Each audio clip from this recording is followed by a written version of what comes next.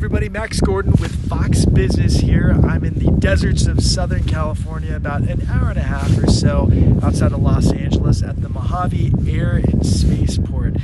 Now it's a little bit of a chilly day here, but this is a hotbed of aerospace testing and also airplane storage. You can see a bunch of disused airliners right behind me.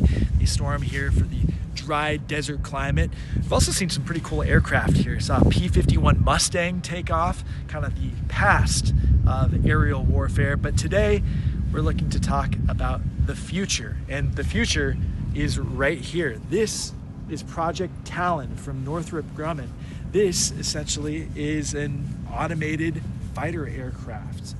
This can fly and fight all on its own using AI and computer software, and it's known as a friendly wingman, an autonomous wingman of sorts, and it can fly alongside crewed aircraft. This is currently in development. Now this Project Talon, it has been essentially in development for the past 15 months, and Northrop Grumman has been moving very quickly on this. Normally, for a fighter aircraft, it takes years to develop something like this, but it hasn't gotten off the ground just yet. They're looking to fly it in the next 9 months or so, but still, this timeline is really, really rapid for something of this technological, of something of this magnitude. So again, it's called a loyal wingman. And the idea, again, is that it can fly alongside and assist crewed aircraft. And you can see that it looks a lot like a fighter jet. But again, the big difference is that there is no cockpit here. And you can affix multiple weapon systems to the aircraft. We didn't really get into the specifics of what types of weapons can be affixed to it. Again, also not a lot of specifics right now on its capabilities. How fast it can fly, how high up it can fly, but really that isn't necessarily the point. What the aircraft is meant to do is provide so-called affordable mass. Northrop Grumman is looking to produce this at about 1/5 the cost of a traditional fighter jet. So we're looking at a price point around the $15 to $20 million range. Northrop Grumman didn't really want to get into pricing details too deep because they don't necessarily have a buyer locked in just yet, but that's about the range that we're looking at here. And the concept of affordable mass, what we're talking about here is making sure that they can mass produce something at scale and really just get a lot of these aircraft in the sky. And if they lose a few, or if the United States, if they purchased this, if they lost a few, it wouldn't make as big of an impact as if they would lose like an F-35 or something like that.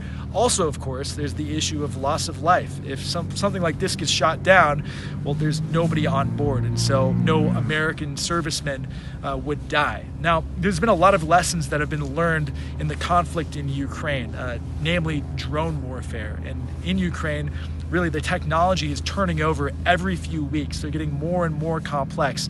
And so a lot of those lessons are being utilized with really larger scale drones like this right here with Project Talon. But Project Talon does face some competition. Anduril, General Atomics, Lockheed Martin, and other aerospace corporations are designing their own so-called loyal wingman drones. And all of these corporations are in competition for government contracts. And meanwhile, the US, we face competition from our adversaries, namely China. They are also developing their own autonomous fighters. But again, it is remarkable just the speed at which this has been developed. It's essentially been in development for just about 15 months. So we're talking about months, not years of development. And just to get weight on wheels in that span of time is a pretty incredible achievement for Northrop Grumman, and they're very proud of this. And again, they're looking to get this up in the air within the next 9 months or so. So just a really important project here, really impressive project. And so, yeah, we've been learning all about it, being here at their test center here in the Mojave Desert.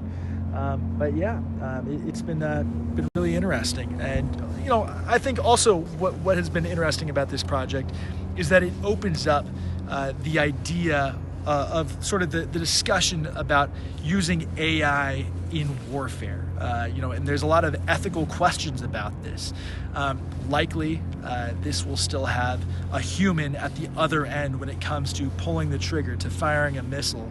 But we look to the future where we'll have fewer pilots in the air and more autonomous aircraft in the air.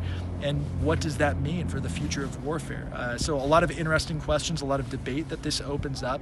But really, though, when we think about the future of warfare, this is it right here, Project Talon, here in the deserts of Southern California. So a pretty incredible thing to see, and I hope you guys maybe have some questions or have been intrigued looking at this thing, because I sure have. I love aviation, and so being able to be up close and personal with this type of aircraft has been a pretty remarkable thing. So I'll turn it over and see if we've got any questions out there.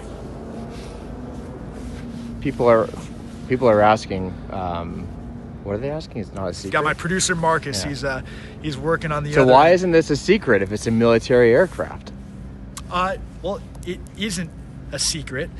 This is actually in development by Northrop Grumman, and they don't have a contract with the U.S. military right now. They're also talking to other friendly countries about potentially selling this aircraft, so we've been told. But right now, the U.S., several defense companies are working to develop aircraft like this, autonomous fighters, essentially. So it's not necessarily. There are, though, things that we can't show on this aircraft, and we've been told to stay away from certain angles around the aircraft, so we're trying to be sensitive to that.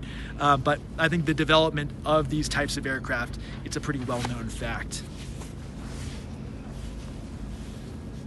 Let's see if we got some other questions here. Max, what's on the front of the nose? What's on the front of the nose? That's a great question. This is going to be me guessing a little bit, but I assume that this is some sort of instrumentation to get sort of different flight data, like temperature, airspeed, things like that. They're not weapons. But yeah, it's not. They're not weapons. There are no weapons that are affixed to this aircraft right here yet. Obviously, this is going to be used for military purposes, and down the line, they'll likely have some modular weapon systems that are going to be placed on this aircraft.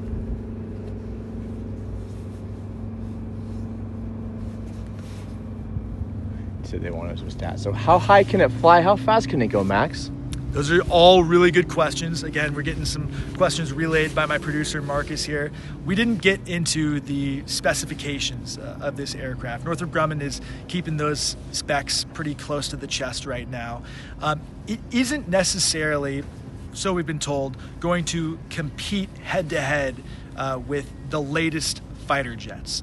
That's one of the reasons why it's going to be about 1/5 of the cost.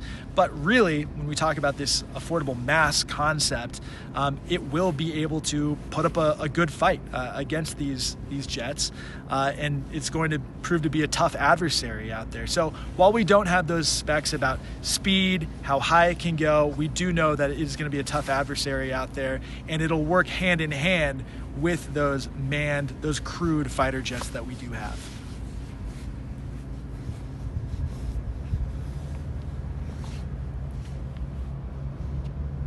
Last question, how fast it can go. So Max, you didn't answer the question, but how fast can it go? Once again, I don't know how fast it can go.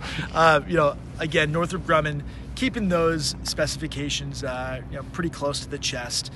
Also, they are in competition with other defense companies, and so they'll likely share those stats with the Air Force or with other branches of the military when they look to try to get a bid and try to sell this. But right now, we do know that it will be competitive.